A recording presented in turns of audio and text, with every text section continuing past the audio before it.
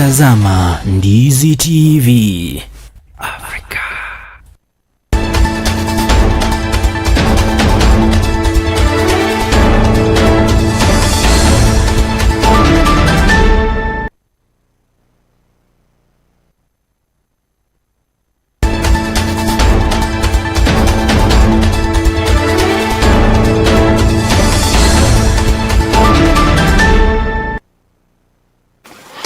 Na mpenzi mtazamaji wa runinga ya Ndizi TV Afrika, ni tarehe 5 Novemba mwaka 2025 na kualika kwenye mpasho saa 7 ili tuweze kukujuza ni yapi ambayo yanaendelea nchini Kenya, haswa kwenye masuala ya elimu, ambapo wanafunzi wa kidato cha 4 wanaendelea kufanya mtihani wao wa kitaifa, pamoja na taarifa nyingine nyingi ambazo zinakuhusu wewe. Langu jina Jacinta Nyabeta, mwelekezi kwa lugha ya ishara ni Lydia Mose. Ungana nasi hadi mwisho.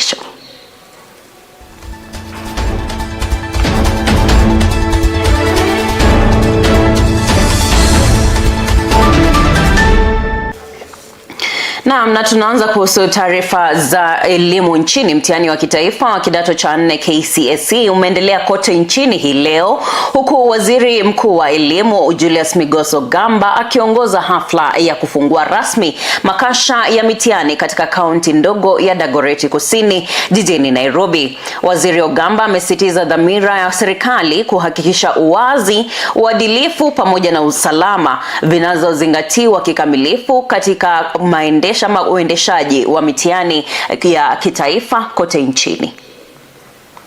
Assessments. The KJSEA being the first transition assessment to senior school under the competency-based education was concluded on Monday this week. We applaud the candidates, teachers and officials who worked tirelessly to ensure a seamless process. The ministry is now focused on the secure transfer and timely processing of the assessment materials in readiness for release and placement decisions. As part of the transition into senior school in 2026, we have today released the guidelines for the implementation of senior school education. These guidelines will strengthen institutional readiness, assist teachers, parents and learners and other stakeholders in education to adjust to the new curricular requirements. This will also ensure that schools are well prepared to receive the first CBE cohort progressing into grade 10 next year. We remain committed to a placement process that honors merit, learner preference and available school capacity. The Kenya Certificate of Secondary Education examinations are ongoing nationwide. Today, candidates are sitting the chemistry paper in the morning session and the English paper in the afternoon session. These examinations mark an important step in their lives as they prepare for university education, vocational training, entrepreneurship, and future careers. While the vast majority of Kenyans have shown exemplary cooperation, it is regrettable that a few individuals have attempted to engage in examination malpractice despite repeated warnings. The government has already taken firm action against those involved, and these measures should serve as a strong deterrent to anyone contemplating to undertake similar misconduct. We will not allow any attempt to sabotage the future of our children or the global reputation of our national.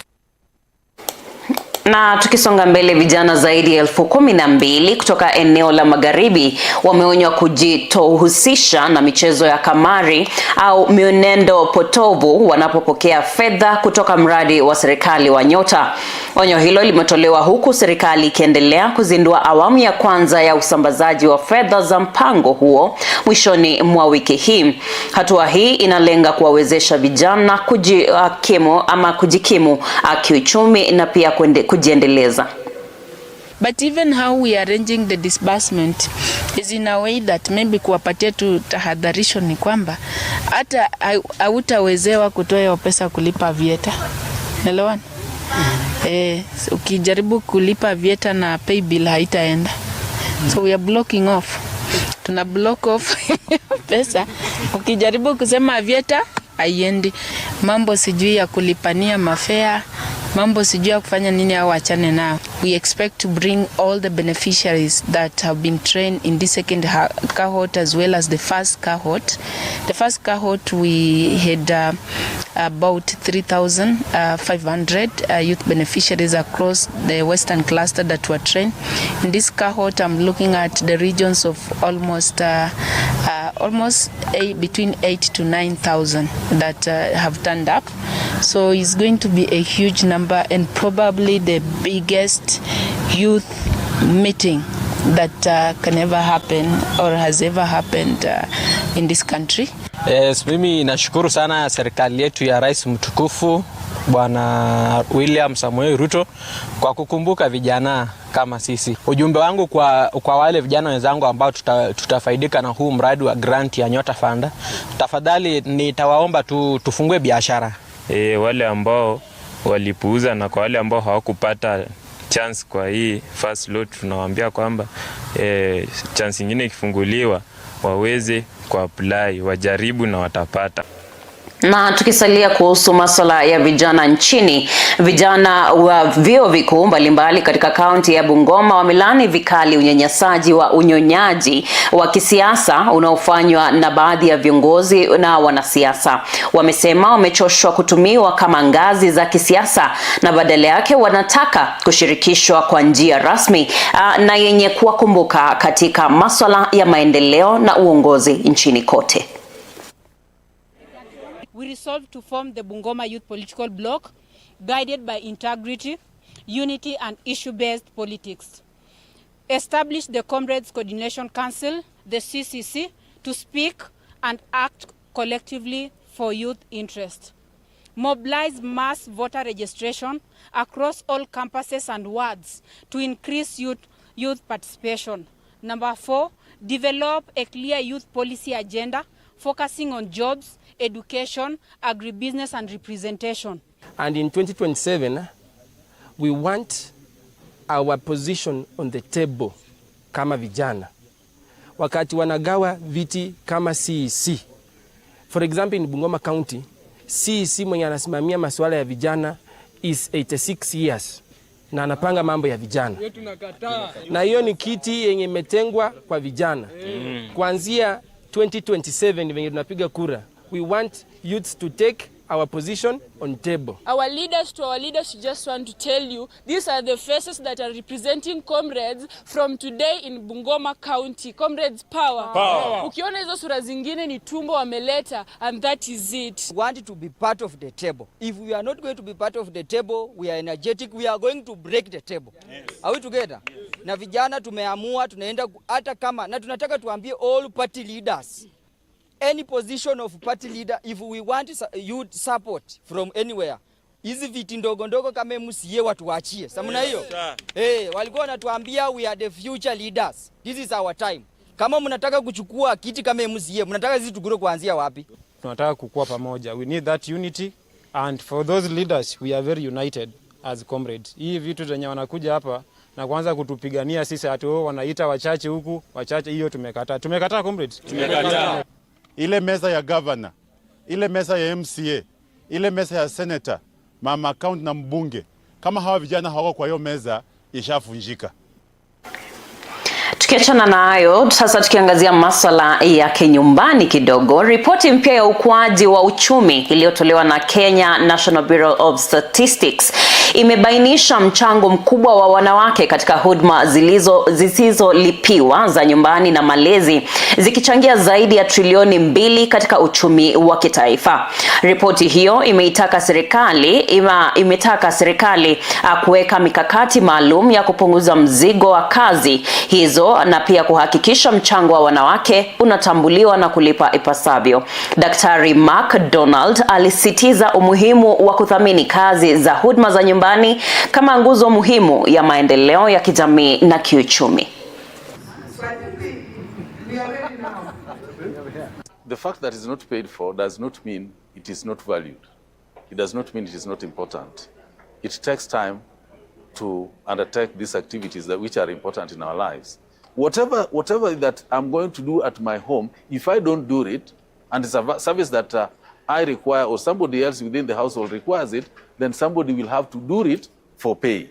This is what we quantify and come up with what we are now calling unpaid domestic and care work. Unpaid domestic and care work has been treated as a natural private responsibility rather than a productive economic activity. Yet, this is the sector that provides the foundation upon which all the economic activities rely on. Unpaid domestic work contributes to our GDP as a country. As a State Department, we have committed to ensure that in our economic planning, we are going to factor in, and the key recommendation that came out is that the GDP, when we are doing calculation, unpaid work will also be used to calculate the GDP. Na tukiangazia masuala ya usalama wa ndani, waziri wa usalama wa ndani Kipchumba Murkomen amehudhuria bunge la Seneti hii leo kujibu maswali kutoka kwa wabunge kuhusu hali ya usalama nchini Kenya. Tukio hili linatokea wakati taifa linakumbwa na changamoto mbalimbali za usalama, ikiwemo matukio ya uhalifu, ugaidi, migogoro ya kikabila katika sehemu kadhaa za nchi. Murkomen anatarajiwa kutoa ufafanuzi wa kina kuhusu mikakati ya wizara yake na kudhibiti uhalifu na kuhakikisha kwamba amani imeelekezwa nchini Kenya. We sought, which we are working with the Treasury to see some resources so that we can have a more targeted operation in that particular area. I am very confident, Mr. Speaker, if anything is to go by, if I have to go by what we did within the border of Marakwet, West Pokot and Baringo, that with greater targeted security operations, we will have more guns. We have reached 600 guns in that pretty small area. In this Meru, Isiolo and Samburu area, I have a lot of confidence. Again, when we did the resource requirement, like Senator Lelegwe has raised, and which is required to open up these Samburu areas, it's massive, Mr. Speaker, it's really, really massive. And there has to be a Marshall Plan. Banditry will not be sorted by just merely talking about looking for the guns and arresting people. The development is a key issue, whether it is roads, water, electricity, and education. And that's what is bedeviling parts of Turkana, Samburu, and Baringo, West Pokot, and Isiolo, and other places of Laikipia. So as a result of that, there are certain roads that have already been identified. The Senator knows that the road from Maralal to Baragoi is now going to be delivered in this, hopefully in this financial year, that the program will start. And there are about 6 or 7 key roads in that belt, Mr. Speaker, that when we get the resources, and it's massive resources that are required, we need about 3 to 4 billion to just open up roads without even tarmacking them. And Mr. Speaker, that is the challenge. It is budgetary allocation, and you saw in my summary that we are working on it. And I'm happy that we are, at least I have suggested that let's do one road to Mokogodo Forest, for example, and that will sort out one of the problems.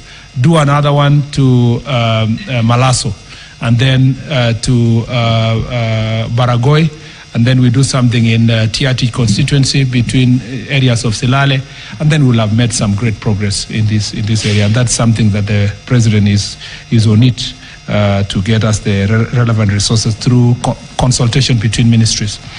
I will visit the place, I agree, in Buri. The Inspector General was there a few months ago, and the Deputy Inspector General was also a few months ago, so I will also visit that particular area.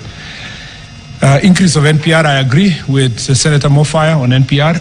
We will do definitely go and sit down and work on it. In the Jukwala Usalama, the discussion was that NPR are good, but they are part of the problem. In parts of Turkana and West Pokot now, where there is a problem in Kainuk, we have established that some of the NPR are collaborating with their own communities and criminals from their communities to perpetuate these crimes. That was the case also in Marakwet side and Pokot side. So the policy proposal was to reorganize NPR to make sure that Na mtazamaji, ni baadhi ya taarifa ambazo tulikuwa tumekuandalia mchana wa leo. Tunakushukuru wewe kwa kujiunga nasi ili kuweza kujipasha na pia kujua ni yapi yanayoendelea nchini Kenya. Niruhusu nitamatishie hapo. Langu jina Jacinta Nyabeta, mwelekezi kwa lugha ya ishara amekuwa ni Lydia Mose, na kutakia mchana mwema. Kwa heri.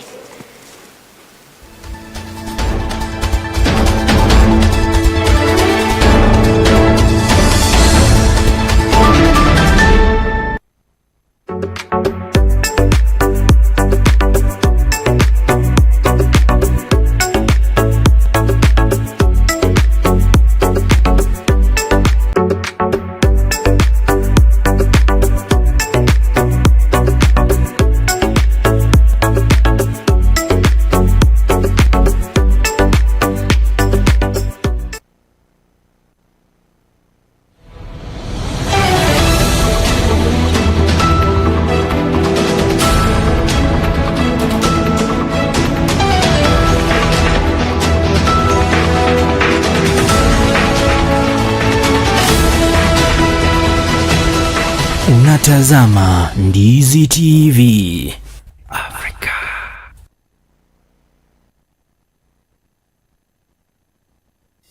Being healthy is a strive everybody longs for.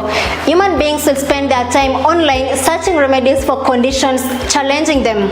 Some will go to medical facilities seeking medical help, while others will use herbal means to keep their health hazards. I am Chemutai Kirui, and every week on Afya Yetu, we open the doors for life-changing conversations from wellness and nutrition, preventing diseases, managing chronic illnesses, and even mental health.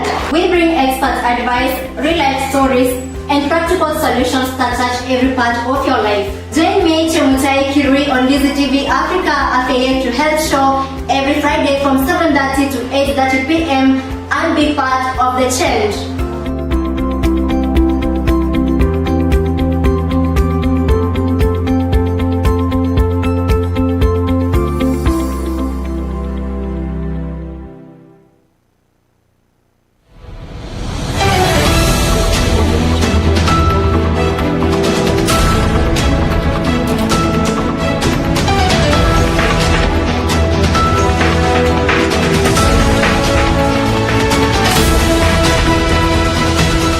Unatazama Ndizi TV Africa.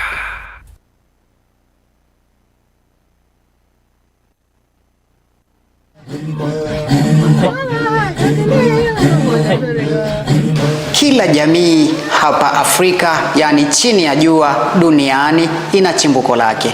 Ndani ya Ndizi TV Africa, katika kujua utamaduni wako, ndani ya Utamaduni Afrika, tutaangazia kila jamii, tukianza na jamii ya Abagusi ambayo iko chini ya Bantu, jamii ya Mkamba, jamii ya Waluo. Vile vile tutaangazia kuhusiana na jamii ya Masai. Tutataka kujua ni mbona jamii inaenzi, ama ni mbona kila jamii inaenzi mila na tamaduni zake, na vipi hizi mila na desturi zina umuhimu gani katika utamaduni. Utapata mpaka leo jamii ya Masai inaenzi sana ufugaji wa mifugo. Kuna jamii ambazo zinaendeleza mila ambazo zimepitwa na wakati, mfano ukeketaji wa wasichana, kitu ambacho jamii nyingi hazienzi kamwe, kukeketa wasichana.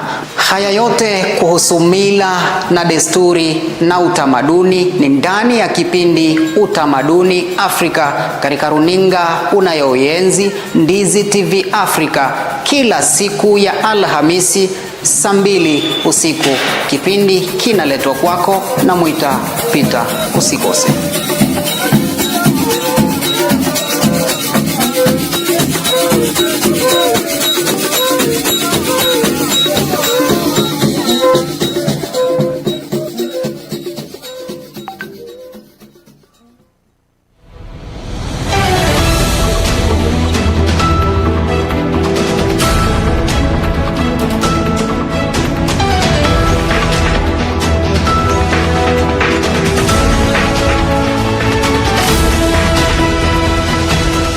Unatazama Ndizi TV Africa.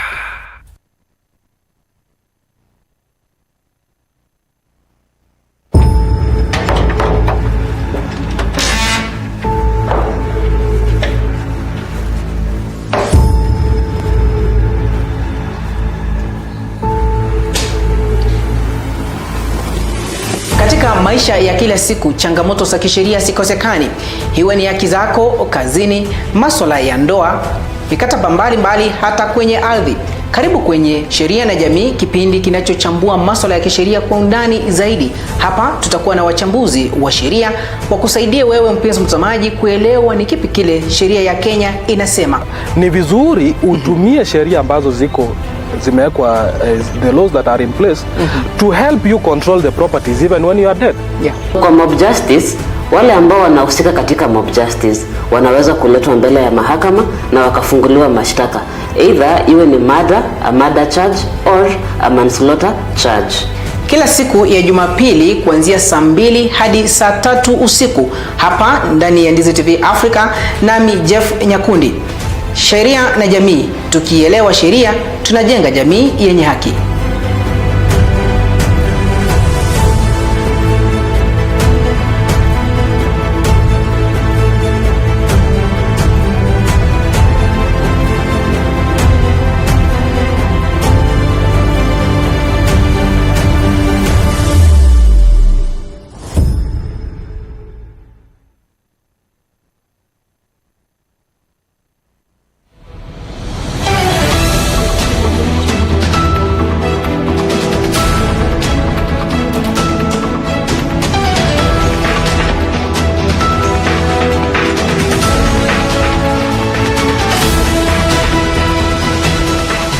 Unatazama Ndizi TV Africa.